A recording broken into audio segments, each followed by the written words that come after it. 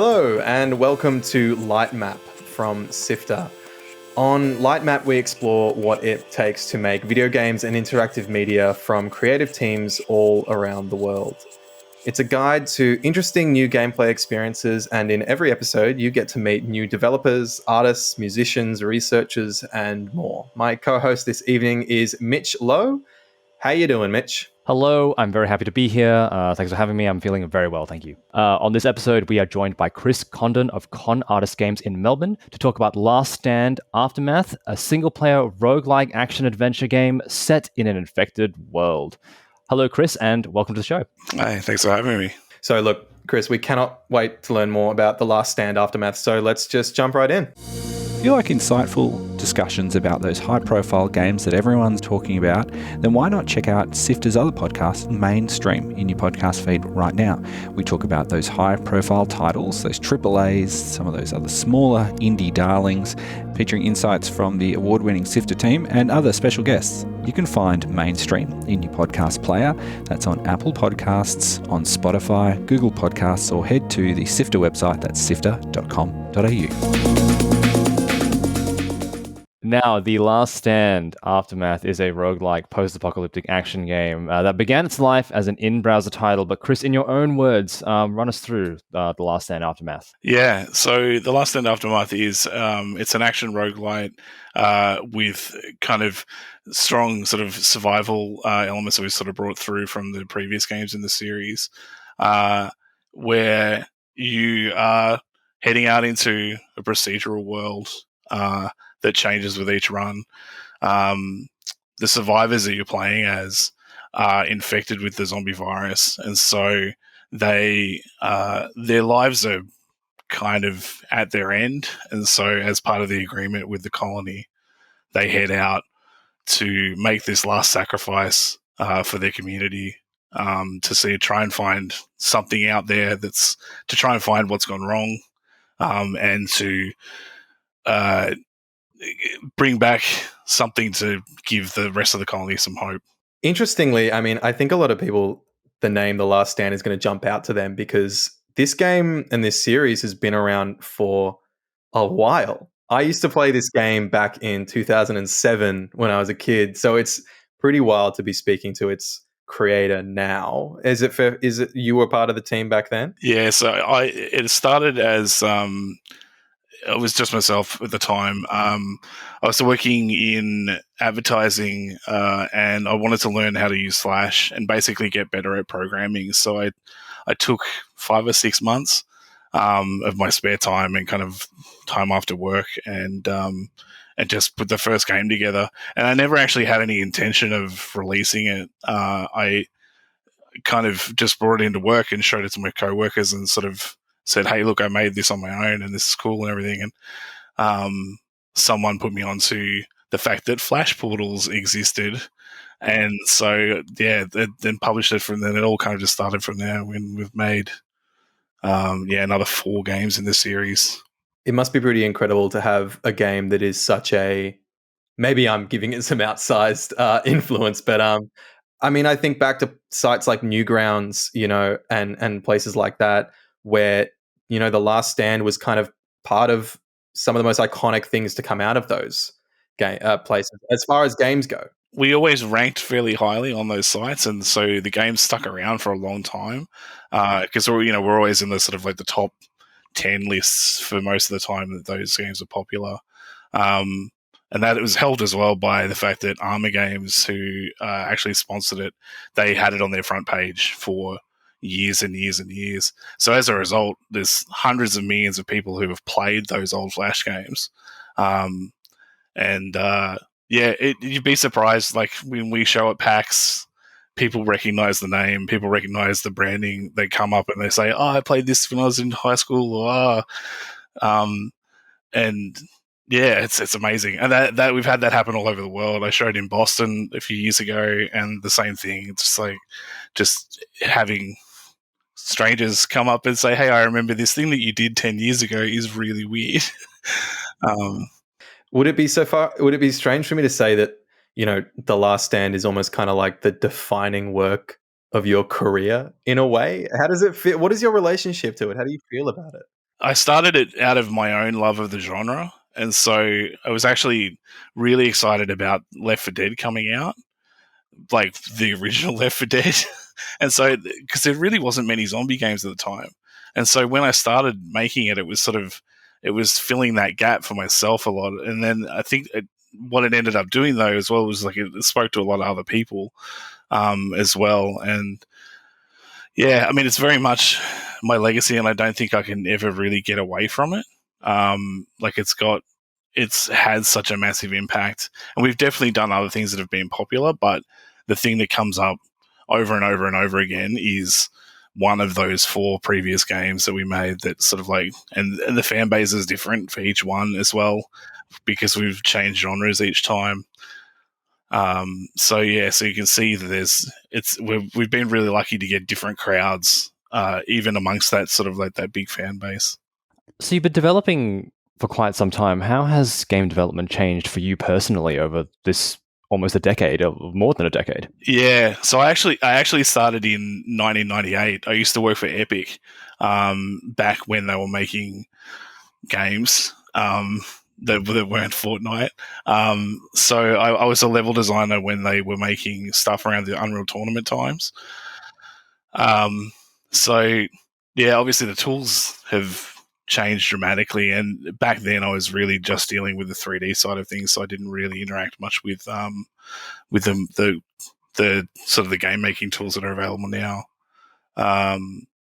But yeah, then picking up Flash in the sort of the mid 2000s got me back into that side of it where I got a chance to program again, I could animate again, and I could and do design and things in there as well.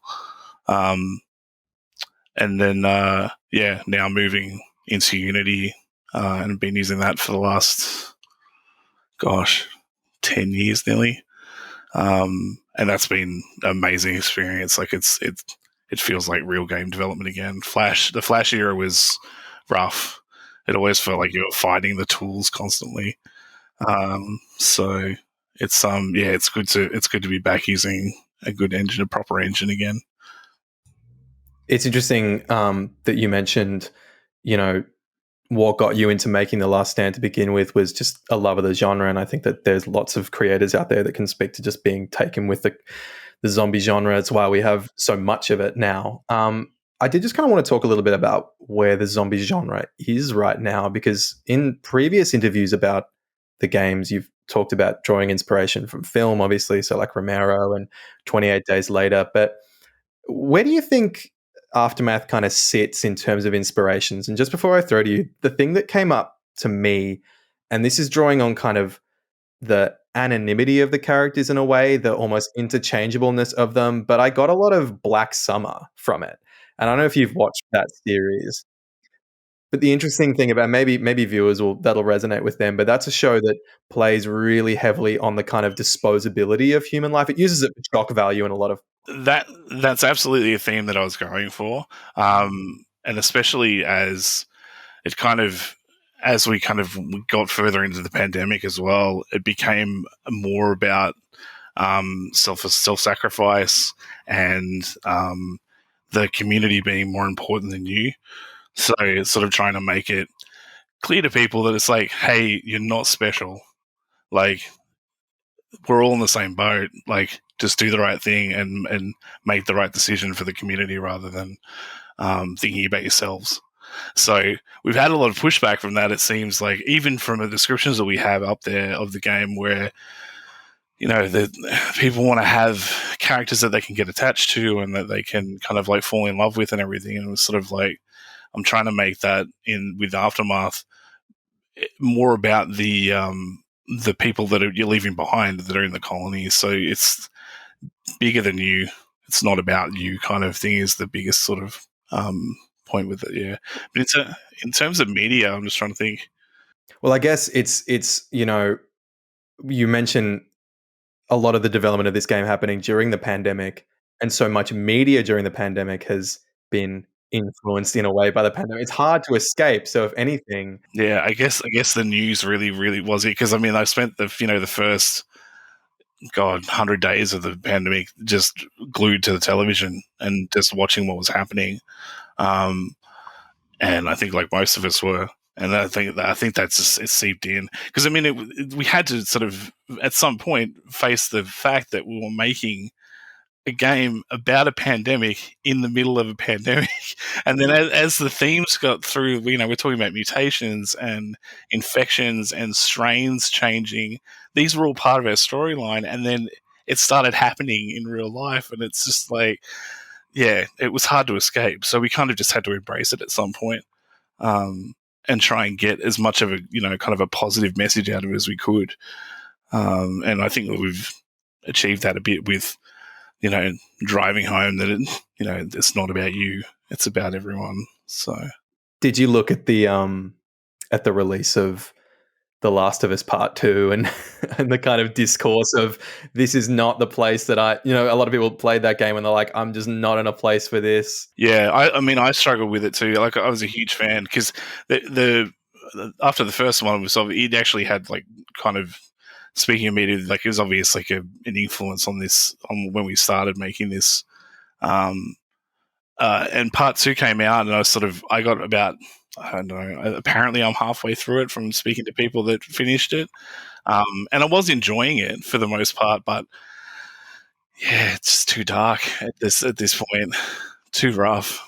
Do you ever worry that perhaps your game might have that same effect on people? I think we're in a little bit more of a lighter kind of vein. Like we deliberately kind of went down a sort of a goofier route in some ways. So like we've got some characters that are in the game that are, once you get into the later sections, that are like very Mad Max, like kind of like Lord Humongous sort of like style characters, and it adds, I think, a little bit of kind of, because the games in the past have been kind of goofy. We sort of like to play around and do that sort of Fallout sort of kind of humor that sort of just pokes at the fact that like, hey, this is not a real world. So I think we'll get away with it a bit, but there's definitely themes in there that I think for some people that they might kind of get a little bit hung up on. But yeah, hopefully we were able to. The action and things aren't as, it's not as heavy, and the survival aspects of it aren't as kind of ingrained and sort of like gritty as something like Last of Us. What drew you? I think the thing that's going to stand out to most people about this game is that you aren't basically doing tower defense. You aren't holed up in a position. You are venturing out. What drew you to the roguelite structure rather than the tower defense routes that the series has? It was kind of a bit of a mix. So the most popular game in the series was the third one that we made, which is The Last Stand Union City. And it was a side-scrolling RPG, effectively, that had you traveling all over the city and looting spots and that kind of came out of just me playing too much Fallout 3. And sort of like, I want to make a 2D version of this, but I actually originally wanted to make it isometric, but again, Flash not being great at doing making like any sort of 3D game, that just wasn't possible. So I opted for 2D at the time, and then when the opportunity came up, my programming partner Steve and he had started prototyping this isometric shooter, and we sort of kind of fell into it a bit that way.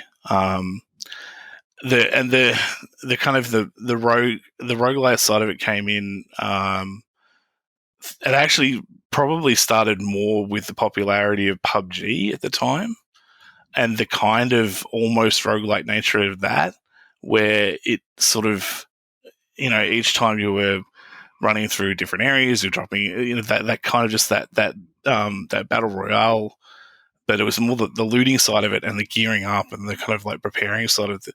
That was actually the main inspiration for what we were doing. And then obviously that things like Dead Cells got popular, and Hades came along. And so those all started sort of like slow, like sort of seeping in a little bit into the design.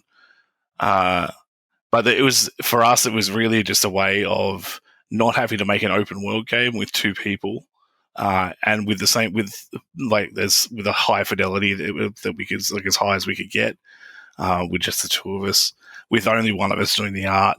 So that was kind of the main goal, was just like try and get as much bang for our buck as we can by having everything be procedural and being able to replay large sections of it over and over. Did it almost, obviously years and technology needed to improve and you needed to improve as a designer, but did roguelites as a genre kind of need to come into their own and have all these amazing ideas come out for Aftermath to really get the wind that it needed to kind of glide up and become what it is now? I definitely think that it was the kind of the little push that kind of let us make that decision of, like, hey, you can kill the character, like, and they can be just gone. Like, that's, and it was because it was something that we actually looked at doing in Dead Zone, the browser-based MMO that we did, which is, you're collecting survivors, you're building a little base, and you're defending it against other players that come in and free to play and all that sort of thing. Anyway, in that game, I was trying to convince my team. I'm like, let me kill the survivors off. Like, just they can come in, you can name them, and you can have them for ages, and they can be great and everything. But, like, there's so much emotional impact in killing them off. But it all came down to the fact that it was free to play, and we didn't want people losing characters that they'd invested literal real money into. So, exactly, yeah. So when this came out, and that kind of disposability, I guess, like, started coming up, kind of like you mentioned earlier, and it just sort of fit perfectly with this sort of story, and kind of, so we obviously crafted the story in the environment, like in the environment, and kind of the whole thing around that loop, and kind of wanted to make a challenging and more difficult game than the previous ones as well, because the last couple that we'd made were quite kind of straightforward and simple. But yeah, absolutely. Like, it's very much, it's definitely the best game we've ever made. And it's the one that we're most confident in that, because we had a failure before this that kind of cost the company, in terms of, we lost everyone that we were working with, and we spent 3 years on it, and it didn't make any money. So, so it's kind of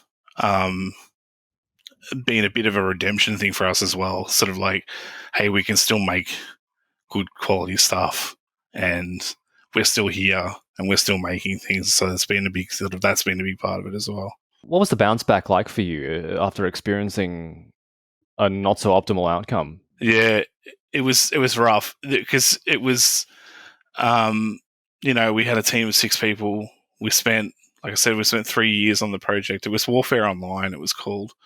But we made the mistake of, we had no marketing, we had no user acquisition money. It was free to play on Steam, which is not ideal as well at the time, especially. This is in 2016, 2017. We spent over $1 million making it, and then it just didn't return in the first, we needed it to take off in the first few months, and it just didn't.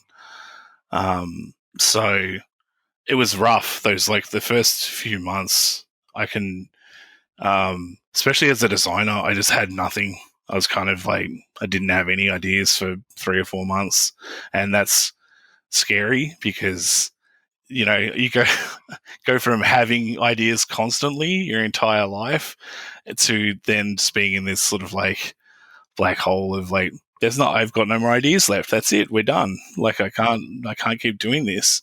But yeah, eventually that all got better, and we all, as we started working on Aftermath, kind of in the wake of that, and it especially with the quality of stuff that my programming partner was putting together, it made it a lot easier, because it was just so much better than I could imagine doing on my own. So yeah. I don't want to dwell on it too much, but it's interesting speaking, frankly, about the nature of, something that doesn't go the way that you want it to, with regards to Warfare Online. Sorry. What kind of advice would you give to people who are, putting out games that don't return the way that they expect them to? I know Mitch asked you about the bounce back, but what was your road back, from that kind of experience? What would you tell someone who is maybe going through that right now? Yeah, I think the biggest thing, obviously, the most obvious thing that hurts is the financial side of things. So I'm still recovering from that, and it's been 4 years. So yeah, just the monetary side of things. There, it can take a long time to recover from that side of thing. So sort of doing whatever you can in the meantime to fix that. But I think the biggest thing is to probably, for me anyway, was to keep working, was just to, as much as I could, try and get something done every day and make sure that it was, there was some small amount of progress on whatever I was working on. It doesn't have to be huge, but I think it's definitely important to just sort of like try and keep your tools sharpened a little bit and sort of make sure that you're still in it, and don't get too discouraged by the fact that it happens.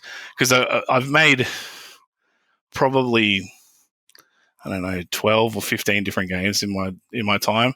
There's probably about 5 of those that have done like reasonably well. So there's been plenty of not so great ones that no one's ever heard of, that no one ever played. And I think that's just the nature of entertainment. Like it's going to resonate with some people sometimes, and it's not going to other times. But we made definite mistakes with Warfare, and I think that the biggest thing that we was recognizing those mistakes, looking at the fact that we didn't put enough effort into marketing, we didn't have any user acquisition set up, we didn't have all the right things in place for it to succeed. So doing it again would completely change the way that we looked at it, and probably even change the design of the game. But we just went in with, because we'd succeeded previously, we had so much hubris. We were just like, this is fine. We had 14 million registered users on our last game. No problem. We'll be able to get 1 million a month easy. And then it came to pass, and it was like, oh, we got 200,000. That's good, but it's not good enough. So yeah. Preparation, marketing's everything these days. Pivoting to something maybe a bit more cheerful than that. What are you most excited for people to see in Last Stand? I think the thing that I love about it the most is just the kind of the free flow of the combat, and the way that we've sort of mixed in the melee and the gunplay and things, and sort of how it kind of all intertwines. That, and the sort of like the cycle of just sort of meandering around a level and looting every container, because that just, for some reason, it never gets old. I don't know. It makes the chemicals in the brain turn on. It's so good. It gets me every time. Yeah. So yeah, like I think that side of thing, I think we've done something that's that feels kind of that it's sort of instantly fun. Like you can kind of just sit and play with it for 5 minutes and sort of realize that, okay, this is gonna, and then it continues and deviates obviously with the different weapons and things that you get during the course of it. But yeah, and we take the story some kind of places as well that's sort of interesting. I hope that people find that fun as well. It does get a little bit weird at times. Aside from brand recognition, what is it that you think makes you return to The Last Stand each time you come to, create a new entry in the series? I think it's nearly always the exciting thing is changing the genre, and which we've done every time after the first sequel, and that was kind of the big, kind of the most interesting thing about it, because it completely changes all this. It's a weird challenge, because you're trying to bring in a whole bunch of legacy stuff that people expect from the series that's out there already, and then sort of jam it into this new genre in a way. But the thing is that there's a lot of genres that fit with it, and kind of that's that putting that puzzle together can be really exciting. Like the one, like I was sort of saying earlier with Aftermath, like it was that that idea of like killing off survivors and restarting again, and exploring a world anew kind of each time. Like that fits kind of well with a zombie apocalypse setting. Like people don't necessarily, like if you give the average person, like you put them in a place that they've lived maybe all their life, and then take away all their ability to navigate with maps and phones and everything, like it's very likely that they're not going to really know the area that well around them. So we kind of played on that a little bit, sort of like, so that you're kind of exploring this world in a way that it's sort of unknown to you each time. But and there was, with Dead Zone and things like that as well, like they were just good fits. It's sort of like, you know, you're building a like it was like Farmville with zombies, where it's just a case of you're building a little base for yourself, and then the zombies attack and you defend it, and it's just like those sorts of it's a very flexible genre, and I think there's like a lot more room for it going, putting, you know, other sort of game genres on top of it. So that's the thing, that every time we go back to the world, like I think if we were ever to do a sequel to Aftermath, it would probably be in a different genre again, and just kind of whatever's exciting at the time, I think. And who knows what that'll be, because I certainly didn't think I'd be making a roguelite like in 2007 when I started those tower defense games. So yeah, it's hard to say. It's unfortunate that Back 4 Blood beat you to the renewing of the Left 4 Dead formula. Maybe you could have done that. Maybe people get sick of it, and then you'll come back in, and maybe like 5 years' time, people will be ready for a new one. Well, I mean, the most thing we were worried about actually was them releasing too close to us, because it's like the other, like just this massive zombie franchise sort of coming back. That'll, I think, do it for us. So this has been Chris from Con Artist Games. You can find more information by heading to the laststand-aftermath.com, or you can follow Con Artist Games on Twitter at Con Artist Games, or you can follow Chris on Twitter at Con of the Artist. Chris, thank you so much for being a part of Lightmap and for sharing your last stand with us. That's a good joke in the script there, Mitch. I appreciate that. Thank you. So, Lightmap is produced by Fiona Bartholomaeus, Nicholas Kennedy, Daniel Ang, Sarah Ireland, Viv Thum, and Adam Christou. Mitch Lowe is the senior producer, and Gianni Di Giovanni is the executive producer. You can find links to everything that we've talked about on our website, which is sifter.com.au, and read more about the games that games and guests that we've featured. You can also join the SIFTER community. That's sifter.com.au/Discord to get there. That's sifter.com.au/Discord. It's our little community where we share what we've been working on, games we're playing, and things we've been watching and things we've been listening to. And the best thing you can do for us actually is to share the show. It's the one free thing you can do to support us. Word of mouth is very important to small podcasts like us. Let your friends know if you think they'll enjoy it. Send them a link and make it easy on their part, and we'll love you forever for it. So that's all for now. Thanks for joining us, and see you on the next episode of Lightmap. Thanks, Chris. Thanks, guys. Cheers, mate.